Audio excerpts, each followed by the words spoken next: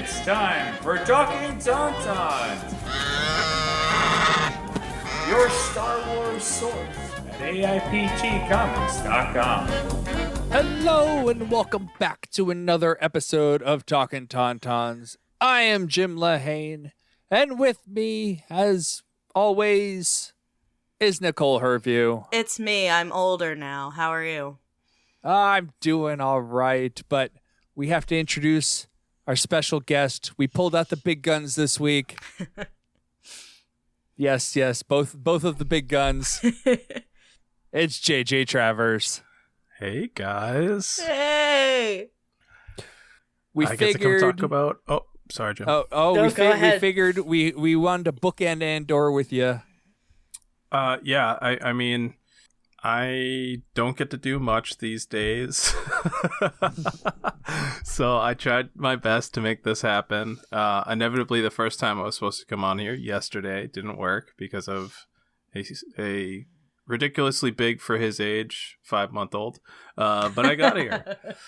And I'm so excited because if you listen to the episode I was on last time, you'll know that I loved Andor at the time. I think we were like 2 or 3 episodes in. Yep, it was the first 3 on premiere day. Yes, and we got to the end, and I feel even more positive about it, if possible. So it only got better. It only got better. That's a fact. Literally every episode was better than the previous one. I have one disagreement on that, and it's the second to last episode. I think the one before it was better. The second Still to last great, one, excellent, but not better than the one before it. Well, that's the only exception. I feel like I lump the second to last one with the last one. That's fair. Because they're I get. so tightly together. They are. That it is like one episode, and Marva's speech alone is I need to like re-edit the intro to the show or the Andor section because she was so good. What a champion. I'll talk about how I feel about that in a second. Remind me, because I want to go in deep on that moment. Yes. How are you doing, Nicole? I'll start with you because we took a couple weeks off because you were getting old. I was getting old. Yeah. I celebrating the Life Day. I was celebrating Life Day. Yes. I turned 30 years old in Magic Kingdom while standing in front of the castle with basically no one else there because it was the extended hours. Because I was staying at Animal Kingdom Lodge, I got to stay there until like 1 a.m. So so you did the birthday, like literally I was literally 12 a.m. I have your a picture. Birthday morning. Yes, I have a picture of me as the clock strikes midnight in front of the castle and no one else is there. Very nice. And then the next day was spent in Hollywood Studios, and I rode Rise of the Resistance, and I went to the cantina, and saw Chewie. Did you get a fuzzy tauntaun? I did get a fuzzy tauntaun. I cheers to both of you in my mind. After cheersing my 30th birthday, I was like, also to the boys. Yeah, it was awesome. It was just magical. It was great. And then I came home and Bob Chapek got fired. It was great. It was so good. But in all seriousness, the amount of people I spoke to who were like, this is the last time I'm coming here. All the magic's gone. Like, I hate this man. It's all his fault. Like, whatever. And then I get home and he's fired. And I was like, it's the best day ever. And I hate celebrating other people's losses. But you know what? This was coming. So. But we'll get to that. I know we'll get to that. We'll get to that. So yeah. I do want to ask, Rise of the Resistance. Yeah. There's a part in it. I don't want to spoil it to people who haven't read it, but like JJ. Like I'm not going to actually spoil it, but I'm going to ask. You know the part. Yeah, the part. Did you know it was coming? This was my 3rd time writing Rise of the Resistance. Oh, okay, so you have written it before. Yeah. I thought this was new. No, I wrote it twice the last time I was there. Yeah. Okay. But I paid for it this time, which I hadn't had to do before. So it was our first time using Genie Plus and the whole thing, and it was fine, whatever. But I also, I did it when it was $15 a day, period, with no fluctuating costs and no nonsense, no absolute bull.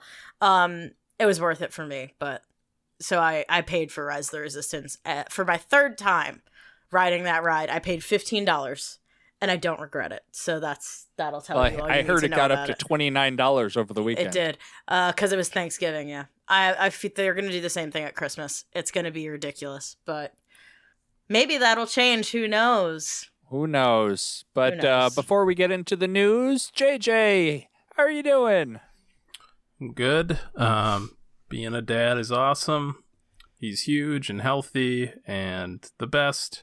We're decorating for the holidays. We're having our child-free night on Saturday, which is very exciting. That doesn't happen often. Mm-hmm. Yeah, things are going really well. Wife got a new job. Oh, Kids good for her! doing Congrats. Congratulations. Yes, congratulations, wife. Good, and you too. Yeah, Like, that it's helps you out. You're in the relationship. It's all So it's actually amazing because we're gonna have to start paying for childcare. Which, yes, if you're a parent or if you know about childcare costs, it's insane. if you were a child. Yeah, Yeah. So maddening. it's bonkers how expensive it is, Mm-hmm. and the difference in pay between her new job and her old job, which is a increase, is going to cover what we'll be spending almost exactly. Oh, that's great. Nice. So we're maintaining. We're not losing anything, which That's is great. fantastic. That's fantastic. That's awesome. Yes. Congrats.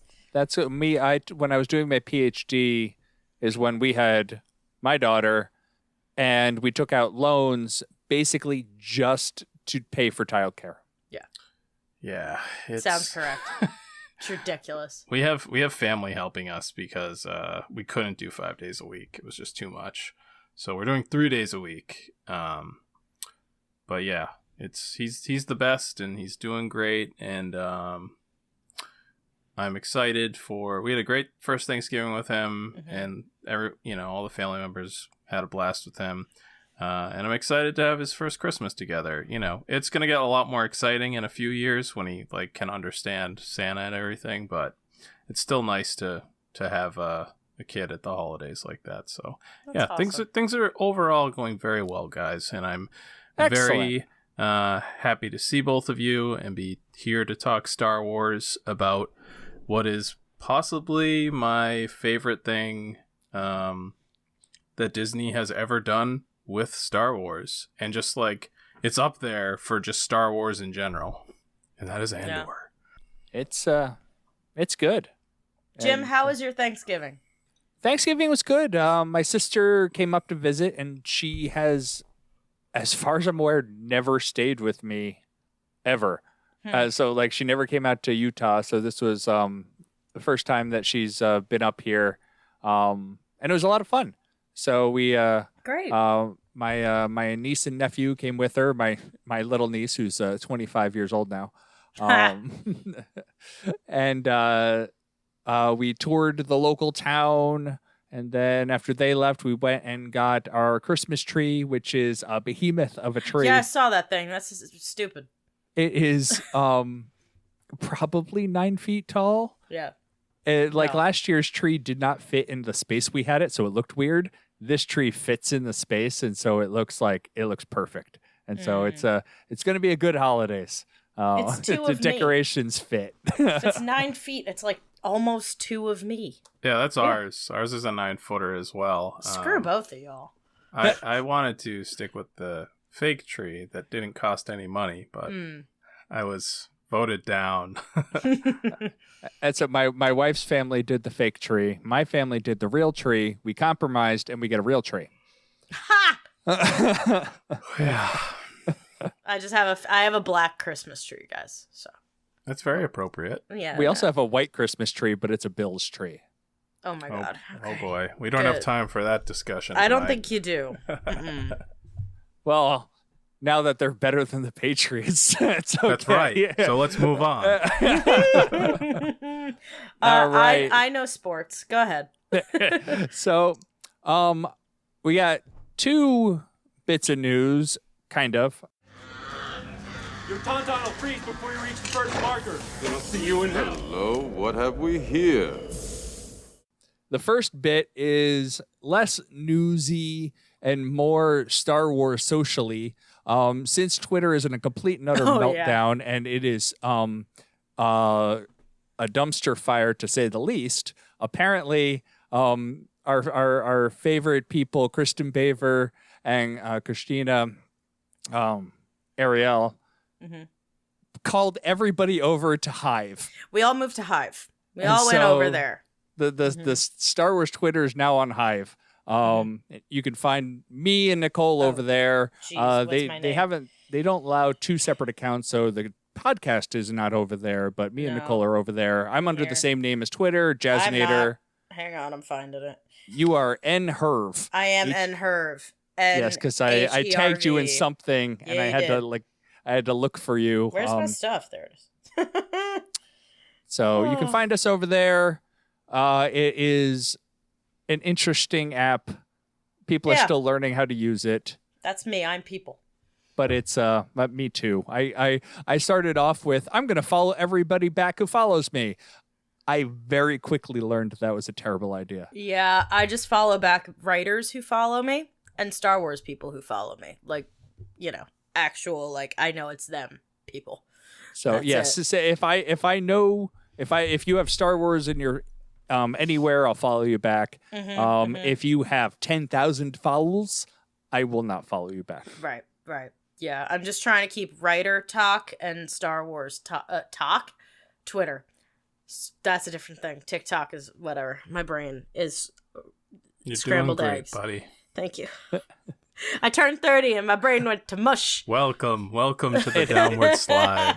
It happens. Actually, that is right. literally like when you hit 30, a little bolt inside your brain starts the mixer. Oh, and good. It starts to blend. Yeah, sounds right. Yeah. But you get what I'm saying. The writer people and the Star Wars people. I'm trying to just stick to them. They both moved over to Hive, so I went with them. Yep. All right. And now the big news. Apparently, our probably least favorite CEO of Disney ever, Yeah. Bob Chapek, unceremoniously got the boot, of which he didn't even know he was getting the boot, apparently, from everything I've seen. Oh, buddy. He was planning on going to the Elton John concert, which is the final Elton John concert, when they booted him. And he found out the same way I think we all found out. I think so, yeah. And Bob Iger stepped back in. Yeah! And the internet cheered. And all I could think of is, how hated must you be when literally I did not see anyone lament Bob Chapek getting kicked off? No, not a one person. Did you see the videos of people in Disneyland losing their mind? People were so excited. It was hilarious. I have to admit something. You don't know what we're talking about. No, I do now.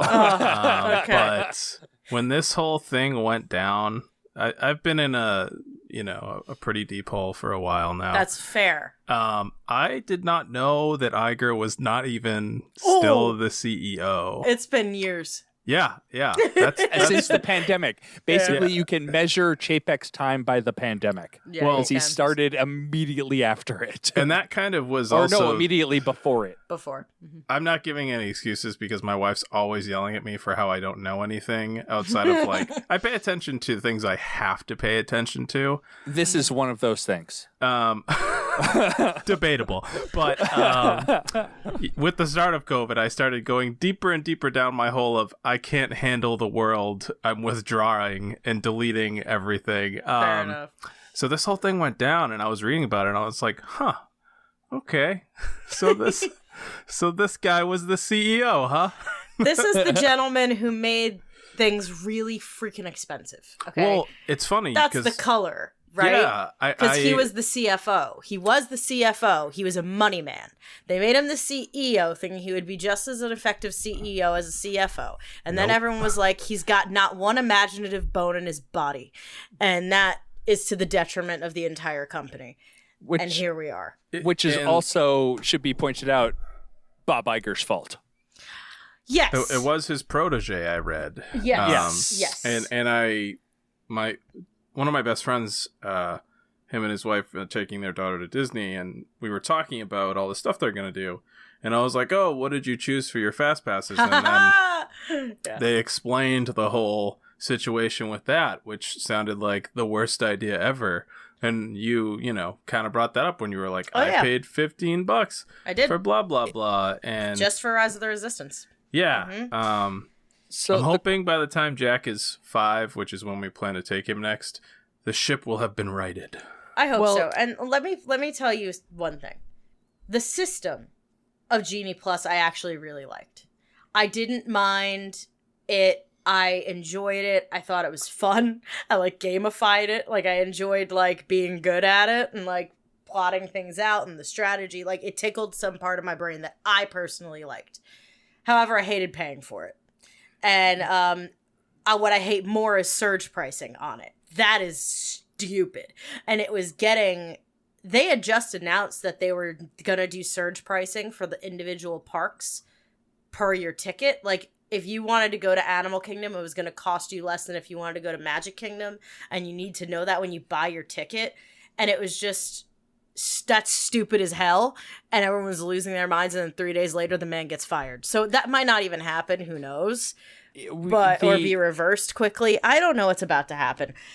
But those are the kinds of decisions that Chapek was making. That also got him fired.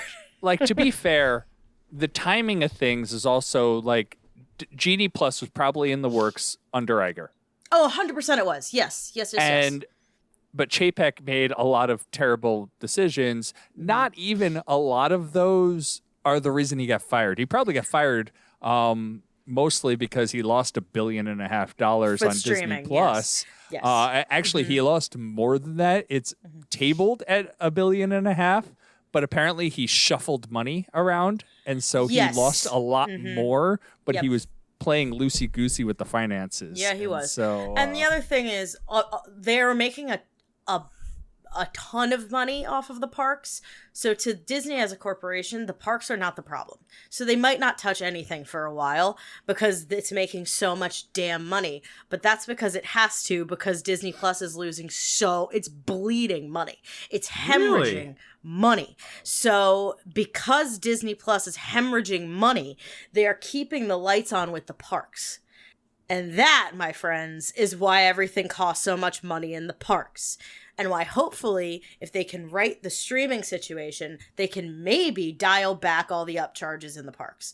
But for now, I don't see it happening. I see them keeping everything that they've changed, at least for a while, because that's not the problem to them. That's not it. The magic in the parks being gone is a problem, and they do acknowledge that. But it's not as big a problem as Disney Plus hemorrhaging money. That's not good. So hopefully I wasn't aware figure that it something was. out. Oh yeah, it's bad. I had no idea that it was doing so bad. They just announced it. The Q4 earnings call. When Chapek got out, everything kind of hit the fan at once. Yeah, It was all at once. Yeah, it was bad. But the other thing that was insane is they just put out a movie, Strange World, and no one knows anything about it. Yeah, it's in theaters. It's in theaters. And I was like, what is this movie? Why don't I know about it? Because they just didn't have any money to put.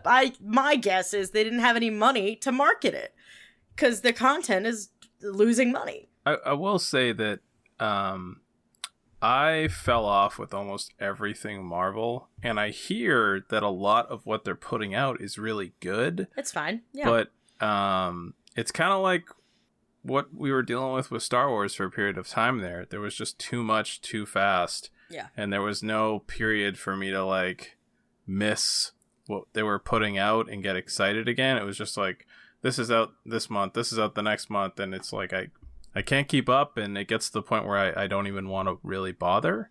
Well, that's what they're doing now with Star Wars, is that it's you had Kenobi and then Andor, and we're going to have Bad Batch in a month. Oh, are we really? Oh my God. And we're going to have Mandalorian Season 3, not officially announced, but people are guesstimating February. Between the two, I can only keep up with one franchise, and I'm going to pick Star Wars. I'm not going to pick Marvel. I will tell you, if you get a chance to see Black Panther, do it. Yeah, I heard that was great. I heard She-Hulk was great. Stellar. I heard Moon Knight was stellar. great. Moon Knight was fun. I liked it. Moon Knight was fun. She-Hulk was fun. She-Hulk didn't watch is it a yet. very hit or miss. Like I feel like people didn't like it, and not for negative reasons. They just didn't like it. Obviously, there's people who didn't like it because it was About a woman. about a woman, but ignoring those, there are people who didn't like it for legitimate reasons. Yeah. It's just it wasn't up their alley. It was a very different show. It's very different, and so I enjoyed it for what it was, but I could see why people didn't like it. Yeah. I'm hit or miss on the Marvel shows. I can take them or leave them half the time, but the movies, and that's what's annoying, is there were moments in Black Panther where I was like, oh, if you didn't watch Falcon and Winter Soldier, this makes no sense to you, which was a shame. But it was so good. That movie was so good, and I cried, and I didn't expect. I thought I was gonna cry at the beginning, but I cried the whole time. I was like, you got to be freaking kidding me! It was so good. It was so impactful. It was really interesting. So It's but near the top of my list for Marvel content. I also want to eventually see Doctor Strange, but that was fun. I liked. You would love that movie, dude. Multiverse of Madness. You would. You dig it. This is how. I understand. How behind I am. Well, I haven't seen any of the movies since the pandemic hit. Oh, So wow. none of You're the real Marvel behind. movies. Yeah, Yeah. I'm quite a few movies behind. I saw Spider-Man and that was it, but I'm a huge Spider-Man mark, so I had to see Spider-Man. But there's nothing there's been a lot of stuff that's come out that I've been like, ooh, I'd really like to see that. That looks good, but then, life pushes it away. Yeah. But Spider-Man, I was like, I have to see that. Yeah, that was a must see. So, speaking of crying, let's talk about Andor. Let's do that, won't we? Suddenly the rebellion is real for you. Some of us live it. I've been in this fight since I was 6 years old. You're not the only one who lost everything. Some of us just decided to do something about it. Or, as I like to call it, B. Oh, B!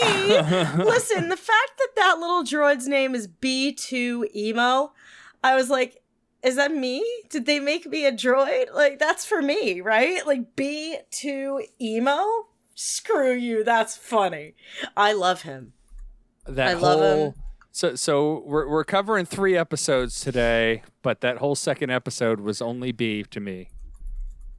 I love him. B is a champion. So we're covering. Each one could have been its own episode, but somebody had to get birthdayed in Disney World. Bro, let me live my life. So we're covering episode 10, One Way Out. That was released November 9th. Episode 11, Daughter of Ferrix, on November 16th. And the season finale, Rix Road, episode 12, on November 23rd. So remember, we can't spend the whole episode talking about One Way Out. Stop it, I will, though. No, it was so good. It was so good. It was so effing good. It was so good. I could scream about it for a long time, but I won't. It was unbelievable. The drama of that episode, the fact that it's called One Way Out, the fact that our boy knew there was one way out, and our boy knew he wasn't making it.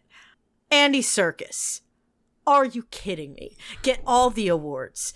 Earn your money. Like, go in. He is my favorite. I love him. I thought it was beautiful. I thought everything about that episode was beautiful, and I do want to say no body, no death. I think he's alive in a prison somewhere. He didn't jump, and they just arrested him, and we're gonna see him again, or I'm gonna riot. That's all. I mean, he could take a lightsaber in the chest and still be alive with how they do things. So you're right. He's 100% not dead. Like, his performance was phenomenal. Right? He would. Andy Serkis. But Sorry, it's not a surprise from the actor, but it's still such a treat to watch. That the way that whole thing went, just the look on his face when they got up there, man. Yeah. Can I? Oh, go ahead, Jim. I'm sorry. I was going to say the way they ended that You're right. It was the look on his face, and you had Andor standing there looking at him like, what are you doing? Let's go. And he's like, I can't. And he knew the whole time. He knew the whole time. But the fact that Andor didn't leave him, he got knocked off.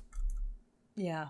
And like it's one of those, once you're off, you're not going back. So you might as well like swim for it. But it was just like, it's like he's just like, I could have helped you, but not now. Yeah, we could have figured something out. The almost smile on his face is what got me. That's what really, like, his acting choices. Obviously, like you said, JJ, it's not a surprise that Andy Serkis is a phenomenal actor. We've all known that. But it is really nice, and I said this in his first episode, it's really nice to see him, like him, and him not doing a voice. Do you know what I mean? Like, he's a phenomenal voice actor, and that is not a knock at voice acting. That's nothing. But it's nice to see him just do straight acting, as I'll call it, for lack of a better term, and absolutely succeed in a way that no one can deny him anymore. Because there's always going to be people who talk about voice acting or mocap and, like, talk a little down on it. Not that I've ever been one of those people, but they exist. Those snobs exist. Yeah. And to see him prove that wrong was brilliant. The work he does just in his eyes, I could talk about for an hour, but I'm not gonna. That look on his face when he's saying, I can't swim, like he's almost laughing. He's like, but he's like so happy everyone else is getting out that's showing through. There's so many levels that he's playing on throughout this entire episode. And it's stunning. It's just stunning. I think this is the most human role that I've ever seen him play, because he's because every other one wasn't human. Well, no, he's known for so many Black things, Panther. like Black Panther, but he's got a laser arm and he's laughing maniacally as he's killing people. He's Snoke in The Last Jedi. He's somebody in Mowgli that's CGI. I think Baloo. He's in Planet of the Apes. He's in Lord of the Rings. He's in all these like fantasy and sci-fi films in roles that are like very removed from humanity, because it's a role that like really encompasses like the fantasy aspect of the film or the story. And this, he's just a guy in prison that happens to be in a galaxy far, far away, and it's just like that has no bearing on his character. He's just a guy in prison who's trying to get out. And it's just such a relatable and like a very human role, because nothing about what's going on in the fact that it's the Star Wars universe really impacts this. He's just like, I want to do my time and get out of here. And then he realizes if he doesn't do something, he's going to die in there along with everybody else. And yeah, it's just what a treat to watch this performance. The whole way that the jailbreak was handled, like like every act had a slow build to its conclusion, but the jailbreak I love so much because I was like, I have no idea how they're gonna make this work.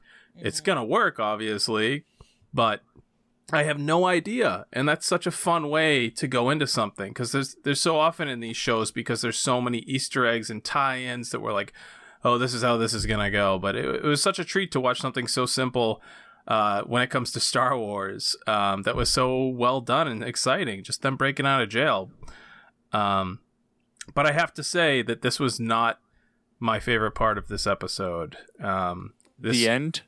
Everything in the series was overshadowed by the end of this episode for me. I burn my life to make a sunrise I know I'll never see. Oh, yes! The best... Possibly, I think it's the best monologue in Star Wars. I think it's one of the best performances in Star Wars. Like, unbelievable. Can you repeat that line for me, JJ? Can you repeat that? Absolutely. I will burn my life to make a sunrise I know I'll never see. His speech just, when the guy's saying, like, what have you given up? His delivery of it.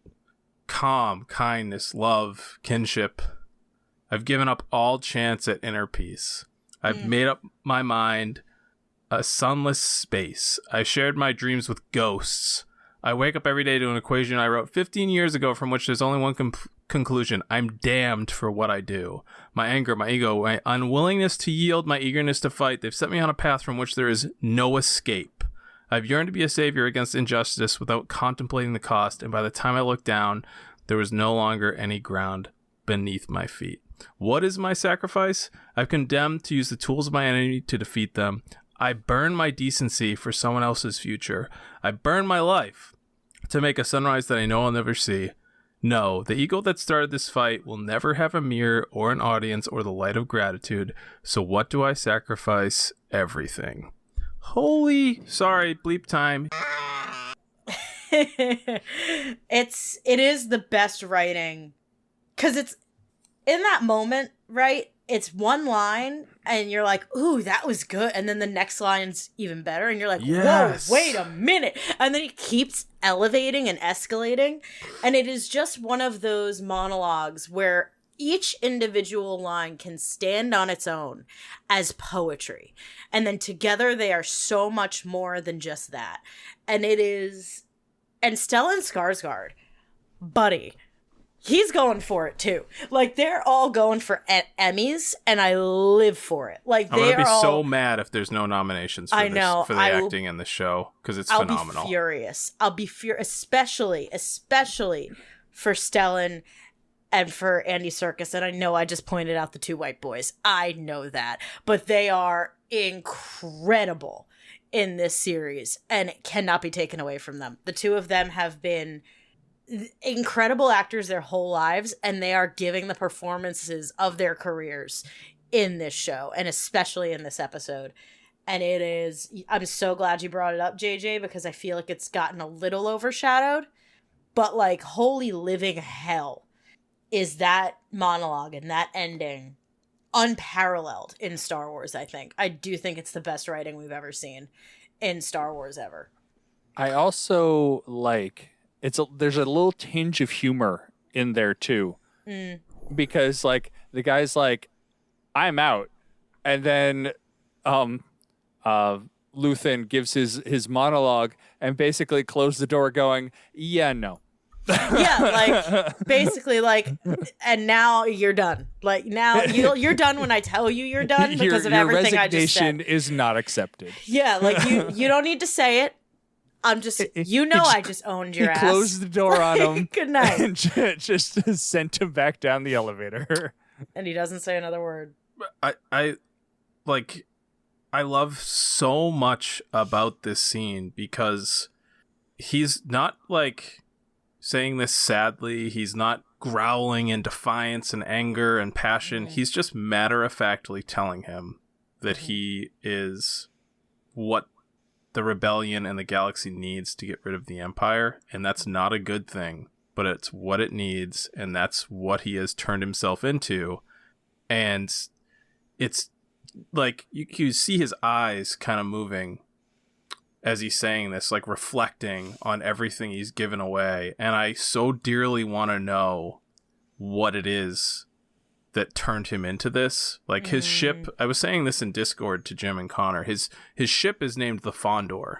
And historically, in Legends and in canon, Fondor is famous for being one of the biggest shipbuilding hubs in the galaxy. But that's really all we know about it at this point. So what is his attachment to Fondor? Why is his ship named that? And what happened to him to make him sacrifice every aspect of his humanity to get this done? Because he's not a monster, but he's willing to make the hard choices. He sacrifices 50 men so they don't suspect Lonnie, his inside man in ISB. And he knows that, like, if they find out that the rebels are aware of that attack, then ISB is going to start to question if they have a leak. So he's like, yeah, 50 men. And whoever his name is. 50 men plus... I forget the guy's name. Yeah, Krieger. 50 men plus Krieger. Yeah. Yes, go on then. And the way he uses later the blaster to make Saw listen to him and understand why he's doing it. But when he's talking to Lonnie about that, and he's like, I can't let you go. I need heroes. Because he's not a hero. Luthen is not a hero. But he's collecting them to do what needs to be done. And Lonnie and Andor are heroes, and that's why he doesn't want to let them go. We know he doesn't kill Andor, obviously. And it's because he's a hero. He's collecting them. And Lonnie, like, I think Lonnie needs credit here too. Like the courage it must take to do what he does every day, the courage it takes to go down and meet Luthen there and tell a guy that he knows is ruthless that he wants to quit, the guy who could probably kill him and leave his daughter without a father, who could sabotage him at ISB and let them do God knows what to him. Like, the amount of courage that must take for Lonnie to just live his day-to-day life in that role, but then to make the choice to try to get out as well. Like, that guy needs a lot of credit. Like, I want to know more about Lonnie. Like, he is a hero, and we just kind of see him as this, like, side character, but I think he's, like, one of the most impressive characters. I admire him so much for that. Yeah. So I want to bring up, related to what you were saying, is how tight the writing was. When we had Jason Fry on, we were talking about the Anton Krieger tie-in, where they were talking. He went to Saw to talk about Anton Krieger.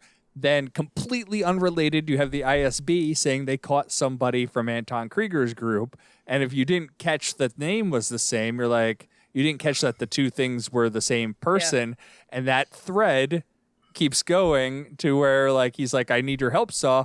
And then the last episode, Saw's like, yeah, I'm in. And, and he gets there and he's like, yeah, so no, too late. He's like, no, we got this. no, too late. What are you not telling me? And it was so well written that now you have these rebels, like, what are they willing to sacrifice for their cause? And you're right, they're not heroes. They burned 51 men. Sorry, 50 and Anton. And you have to think, like, if Luthen's willing to do this, he's willing to do a lot worse, because we see he's not being subtle about this if you're paying attention, because every time something seemingly awful happens to this like budding rebellion that could, wrong step and it's over, he's pleased about that. He's like, good. And everyone's like, wait, why is this good? And he's like, oh, the Empire's getting confidence and people are suffering more. And the more that people are suffering, the more people will join our cause, the more people will cause trouble for the Empire. So he's actively hoping that the Empire is more cruel and horrible to its citizens, because he knows that's what they need to overthrow them. But no normal person is going to have the stomach for that, or the long view to see that, because you have to be just kind of heartless. And he is. Well, that's where we get Andor being in Rogue One, murdering the other rebel agent. Andor is his protege. Mm-hmm. Yeah. It's God, there's a lot going on here. And yeah, the writing is absolutely tight. Like tight. Because everything I said, and I've said this on previous episodes, JJ, but I'm going to say it again now. Everything I said about the first 3 episodes kind of being slow or not introducing, like, relevant material goes out the freaking window, especially with this finale. Especially with this finale. Because this finale isn't as impactful as it is without those first 3 episodes. You don't get to know this world as well as you do and these people as well as you do without those 3 episodes. And now it all makes sense. And I believe I did say that there's a chance this pays off. I believe I said that. You did. And it did. And I'm very, very, very happy to say that it did. And I wish I had trusted it from the beginning. But about halfway through, I was like, oh, this is going to work, isn't it? And here we are. The only payoff we have not gotten yet is based on the first scene of the series. Of him going after his sister. Mm-hmm. Yeah, we do not have anything on that. I mean, I have a feeling they just dropped it. Because this is more important. No. Like, Andor as a character might be like, there is more important stuff going on right now. And Marva, I believe, said, like, stop looking for your sister, whatever. It might have just been something to get him moving and get him in the right place. But I know that this is so far down on his list of priorities right now that we might not see it again for a long time. And I think that's fine. Well, we only have 12 more episodes. Yeah, that's true. Yeah, I think that is definitely coming back, and I think it's possibly what either Fate is going to throw at Andor to kill his heart, or Luthen is going to use to do the same, to sharpen this tool to be what he needs it to be. Yeah. Maybe not, but I could see that as a great way to kind of take the humanity out of Cassian, because all throughout this series, he has so much of it. He cares so much for his family and friends, and that's not the man that we know for, most of Rogue One. That's not who we're introduced to. So, like, that's killed in him, and I feel like they're going to need to show that in the next season. And that would be a great way to do it, but who knows? I just was so very sad for this to end, but my God, what an amazing show. I feel like Star Wars is not known for its scripts, but with The Mandalorian and now this, I like this trend. It's becoming I like this. It's becoming known for good writing, and oh my God, I hope they stay on this path, because my gosh, it's incredible. And I would be very upset with myself if we didn't talk about Genevieve O'Reilly and Mon Mothma, because she's getting overshadowed. Jim, there's two different storylines that I wanted to definitely make sure we covered. I wanted to cover Marva, and I wanted to cover Mon Mothma, because I think Mon Mothma's storyline getting quote unquote kind of wrapped up where her money issues came. Not really wrapped up, but they did put a little temporary bow on it. I love how they handled that. Absolutely love it. I love how she handled that. She was like, I know this bitch is listening to me, so I'm gonna give him everything. So smart. And her freaking husband, douche canoe, has no idea what's happening. And he's like, what are you talking about? Like, what? And it works. And it works so well. It's brilliant. And also, like, just the weirdness with her, like, needing to basically marry off her daughter. Very uncomfortable, but very effective. She was great. She was such a good Mon Mothma, and she has been, but she's such a good Mon Mothma. I love to see Mon Mothma get some background, some color, some variety in her character, and this was really effective.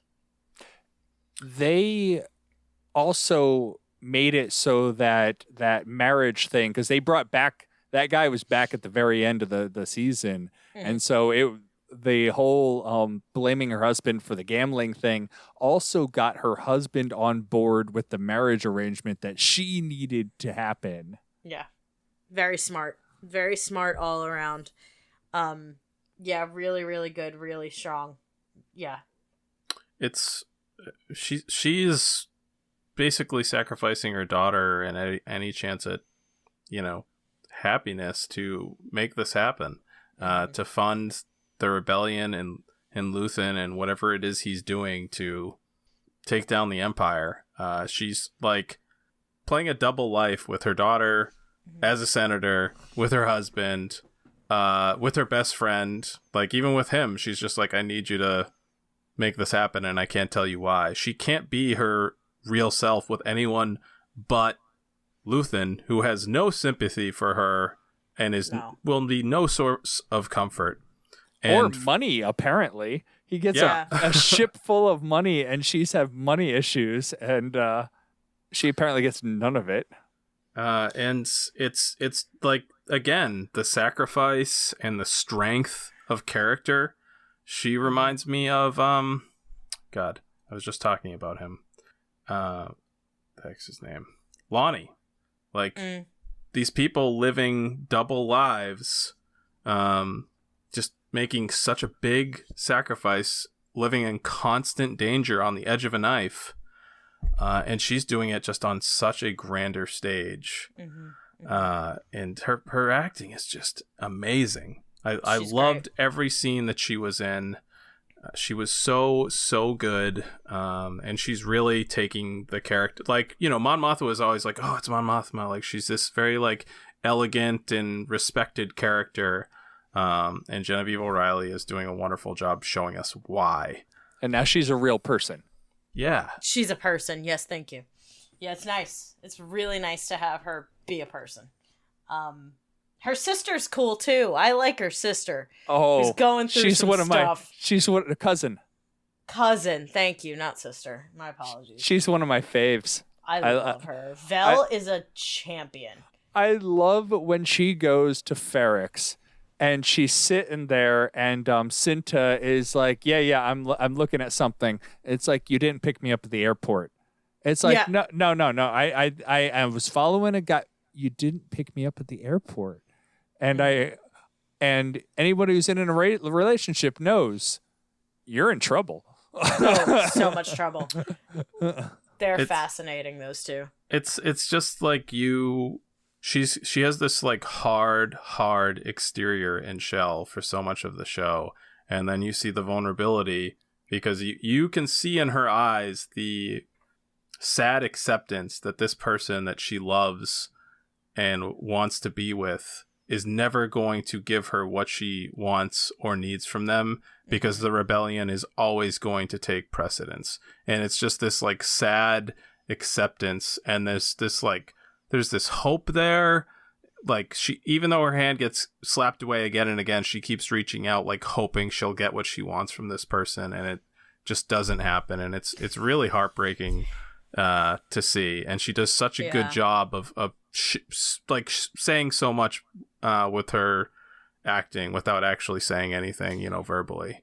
Yeah. What's going to happen to them is our girl Cinta's going to die, and in her last moments, that's when she's going to show affection for Vel. That's when she'll get what she wants, and then she won't want it because it means she's dead. Do you know what I'm saying? There's going to be one of those where she's like, no, I take it back. I don't want it. Like, just give her back. That's what's likely going to happen.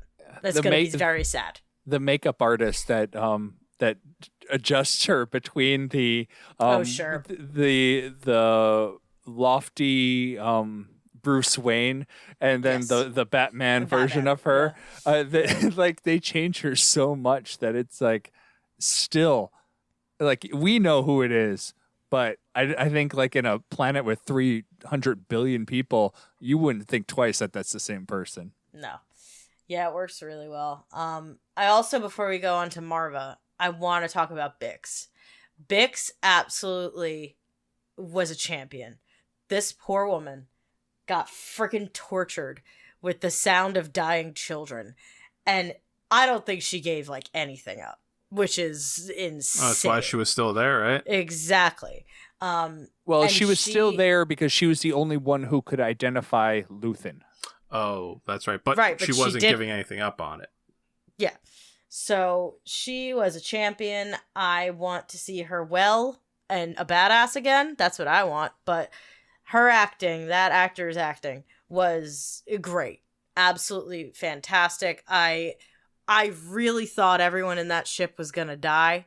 Like, yes. I thought that ship was blowing up. And then when the ship went without Andor, you're like, oh no. Yeah. I was like, oh, they're all dead. All those people. That gentleman who's his friend, who, you know who I'm talking about? The guy who took care of Marva. Yeah. Love him. Him, champion. I want him, all good things to him. He's a big himbo, and I love him. And I just want to protect him. He was in there with B and with Bix. And I was like, they're all dead. They're all dead. Oh my God. And then they made it, and I almost cried. I was so happy. I was like, oh my God, they didn't do the thing I really thought they were going to do. And in that way, they surprised me, which is awesome. You expect everyone to die. So they did with Bix, Bodhi Rook.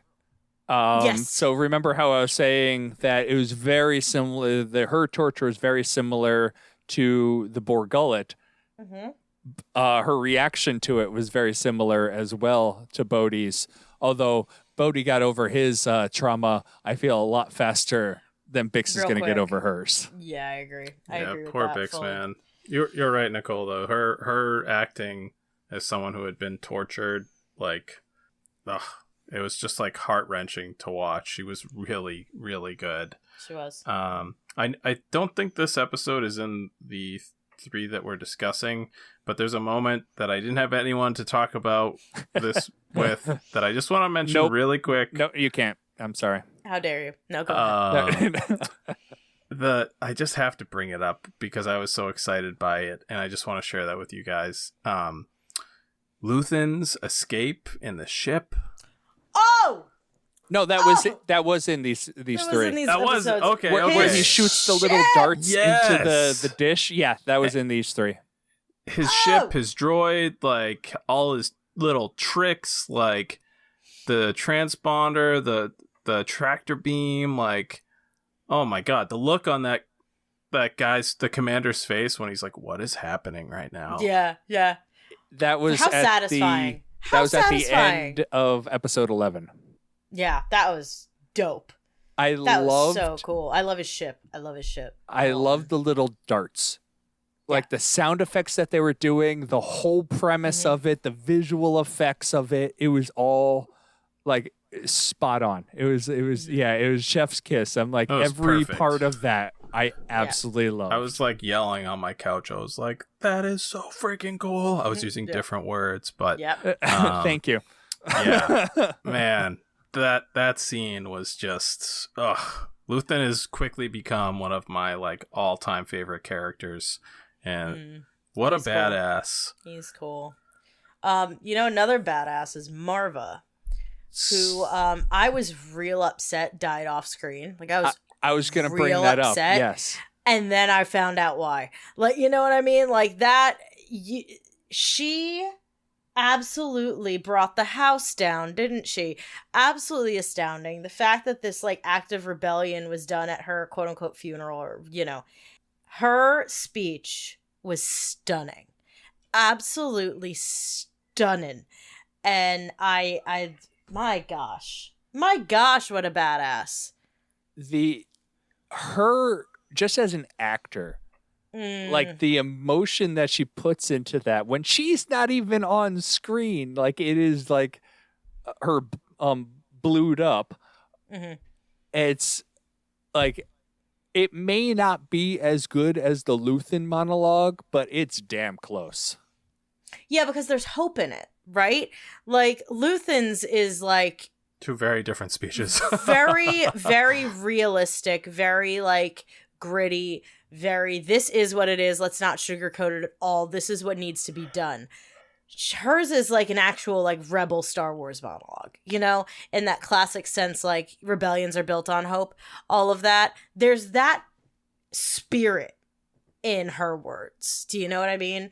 And so it's not quite as jarring and effective and different for Star Wars, but still stunning. Like the fact that these two speeches happened basically in succession in this show just shows you the elevated nature of the writing. It was that these two could exist in the same show is astounding to me. Brilliant, absolutely brilliant. She had me getting ready to throw bricks. I was like, let's go, let's do it, I'm in. And then our big boy who we saw in the trailer with the mallets and the anvil knocking a stormtrooper that was so funny out of the tower.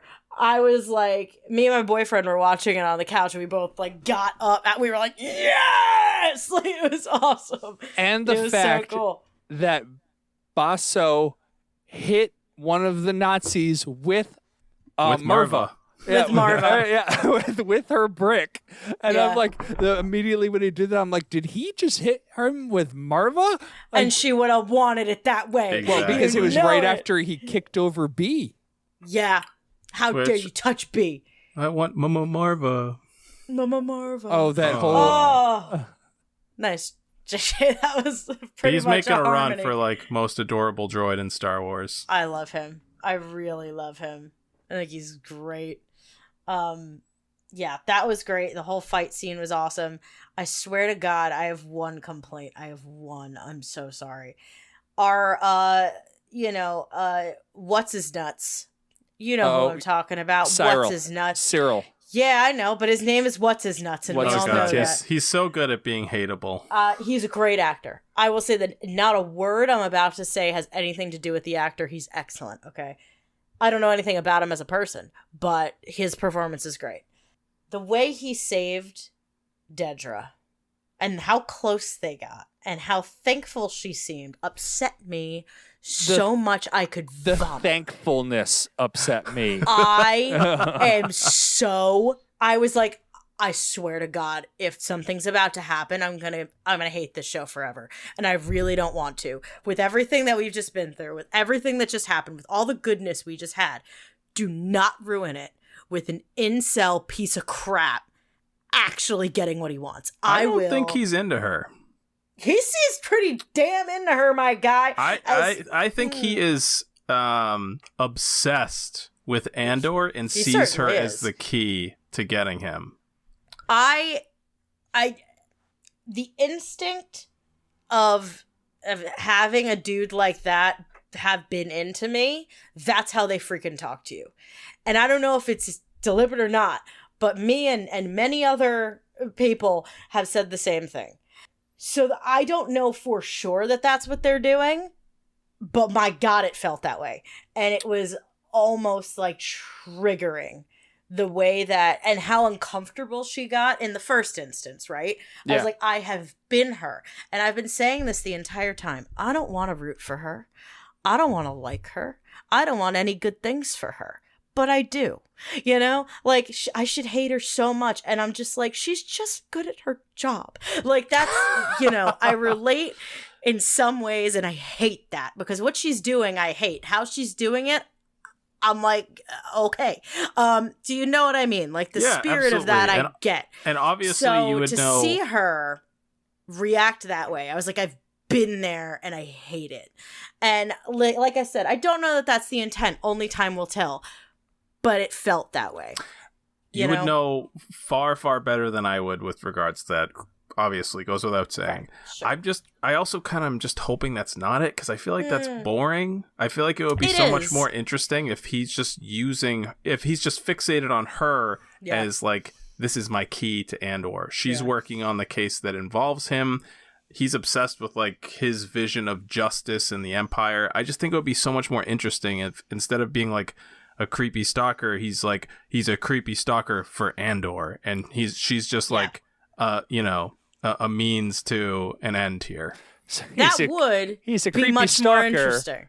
But he's not into her. Not like, in a sexual way. And I want to arrest this guy. Like he gets his jollies off by arresting people. Right. Like it would be really good if he was just like, if this whole thing kind of like breadcrumbed us in that way. And then he was like, no, wait, like I'm gay. Or like I'm ace. Like I'm not into you in any sense. What are you talking about? I would so much rather his arousal being like, throw the book at him. Yeah, right? That'd be fine too. 50 to life. It would be if he had just been a fly on the wall when he got his 6 years. Oh my God. That's what I'm talking about. And man, listen, what a turn this episode took. What's that guy doing in the back of the courtroom? Sir, you're in contempt. 2 years on the barge. Go Say on then. Guilty again. Sentence him again. Yeah. That would be much more interesting. I'm happy they didn't do anything weird with that scene. I'm happy it didn't go where I thought it was going. But if it does in season 2, I'll lose my mind. And then they kiss. Ugh. It's one of the few times when I'm watching something and I'm not going kiss, you know? Like I was like the opposite. I was like, don't do it. Don't, like, I watch wrestling and guys get in each other's faces and I go kiss and it drives my friends crazy. I wasn't doing that. I was like, get away from each other. I was screaming. So that's the one thing if whatever they're seating, if it is that, I don't like it. If it's what we're talking about and he's just getting his jollies by like justice in his eyes, then fine. Okay, whatever. I'm okay with that. But it's so uncomfortable right now that I hated that. I enjoyed how uncomfortable it was because I was like, they know what they're doing with this scene. It was effective. And it was effective and it was funny because I was like, oh man, those jerks. Like they know we're all squirming watching this. Yeah. Yeah, I was like, just both of them die. Can we do that? Can we have them go up the tower and have our boy just knock them down with a mallet? That'd be great. All right. So it's wild. I got a couple things I want to say. I do too. Because we're running towards the end. We are. Absolutely loved the band scene. Where I love the band scene too. The music they were playing. Apparently, they were mixing up kind of a New Orleans thing and Irish IRA funerals. Makes sense. As a descendant of my grandfather was in the IRA, I appreciated it, and I really liked it. I liked how they had the somber music at first, and then it kind of kicked into high gear to go like, and now we're having a celebration. And I really I liked it, and I wanted to read part of her speech because I liked it so much. You got to read Luthen's. I'm going to read part of Marva's, the end part. The Empire is a disease that thrives in the darkness. It is never more alive than when we sleep. It's easy for the dead to tell you to fight, and maybe it's true. Maybe fighting is useless. Perhaps it's too late. But I'll tell you this, if I could do it again, I'd wake up early and be fighting these bastards from the start. That was when she said bastards, I got excited. She spit it too. She's like, did. Bastards. Yeah, there was vitriol. And that's when awesome. they hit B. It was ridiculous. Her delivery of those lines was so good. And the one last thing I wanted to bring up was the after credit scene. Yeah, I want to talk about this a lot. I got Tony Gilroy's quotes. Go ahead. I wanted to bring it up. So whatever if you have things to talk about, then yeah. I have so many things to say about this. It wasn't a total MacGuffin what they were making. Unbelievable. Okay. But Did not you see surprising. it, JJ? The after credit scene? Yes. Yeah. Okay, great. I was like, there's got to be something here, and I'm really glad that they showed what they were working on. It was Star Laser. see, there's like us, right? Who are like, oh, they're probably working on stuff for the Death Star. But then there's people like my wife who likes Star Wars a lot and enjoys watching it with me, but is not on this level of fandom. So when she saw that, it was like a really cool moment for her. So I get why they did it, even if it felt like it was a little obvious to some of us. It was a still little super fan impactful. servicey. But that's okay. I disagree, and I'm going to tell you why. This is a quote from our boy Tony Gilroy. Okay, Cassian will never know. They'll never know. But we have a situation where Cassian will never know that what he was building is actually the machine that's going to kill him. That's incredible. That, okay, maybe they're building something for the Death Star. And then you put it together, right?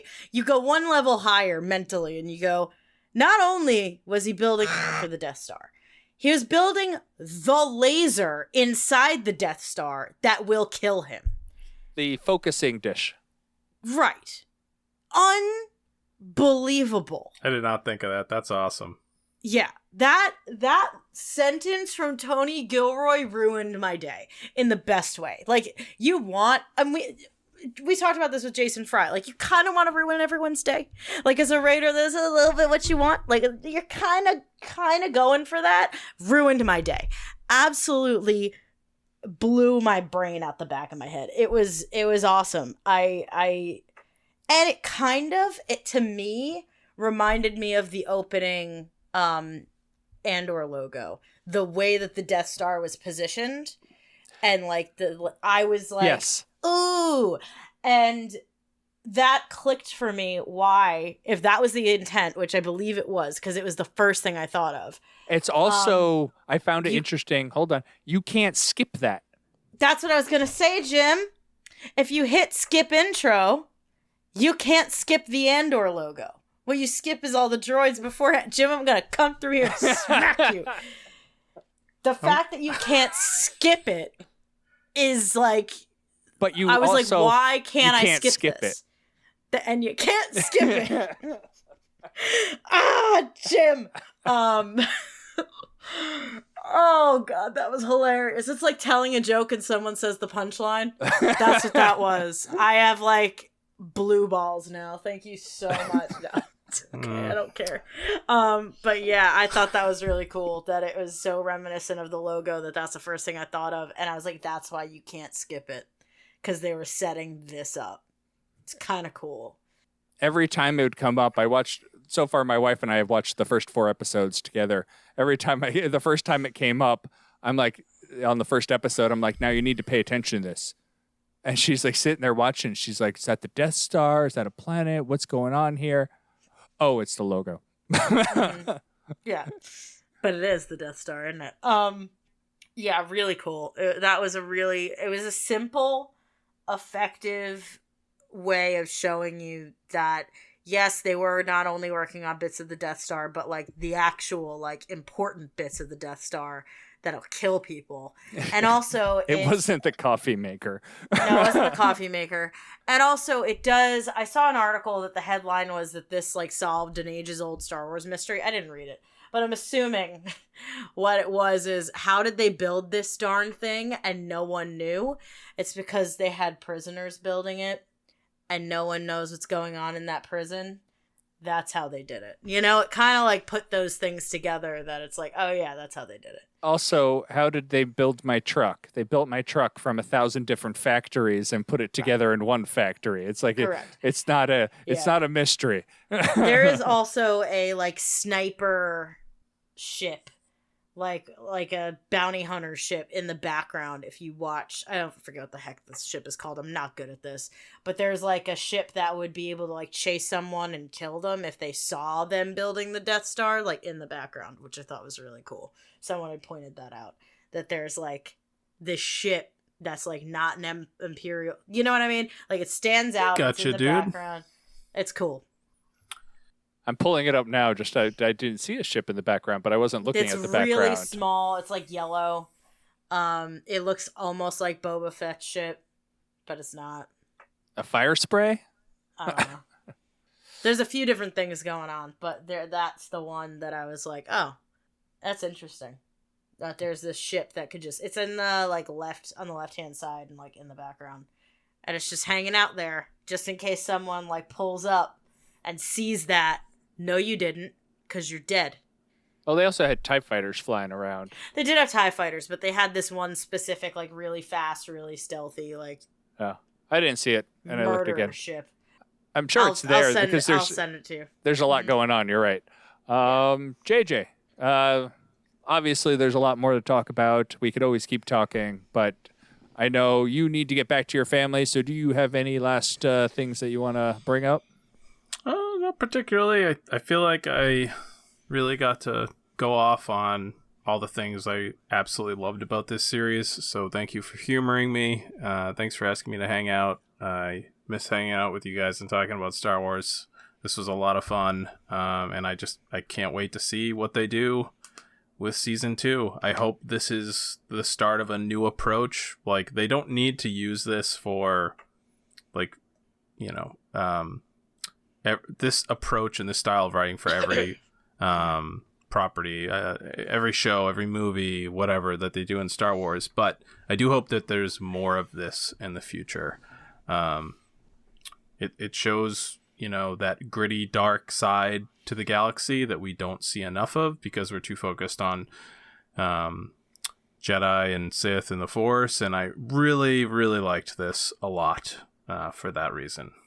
Yeah, So, we brought up Luthen's speech and Marva's speech. Forgot to mention, Kino Loy also has like a monologue in these 3 episodes. It's really good. I liked it a lot. One Way Out and all that. It's good. Also, JJ, we miss you too, bud. It's been really good having you on. It is. We'll have you back. I'm sure there's something else coming up that you'll want to talk about. Oh, yeah. I'll text you guys. I'll let you know. Cool. Sounds good, my friend. So, all right. Nicole, any final thoughts? No, it was great. That's all. All right. Yes. And my last thought is they started filming season 2 apparently a couple days ago. So they're already working on it. Don't know when we'll actually get it because turnaround times and stuff. 2024. Did they officially say that? No, I have no idea. I'm guessing. I'm guessing that too, but I want it sooner. I want it now. Can I just That'd be great. Have it now? But all right. With that, we'll call it a wrap. You can find us on Twitter maybe, at Talkin Tauntauns. You can find Nicole and I on Hive.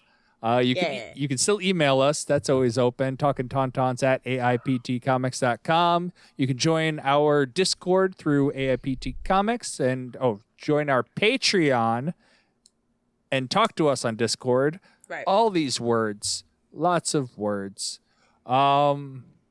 Next week will be our annual holiday gift guide. Oh, yeah. So get your wallet out and prepare to spend on Star Wars goodies. So with that, we'll see you next week.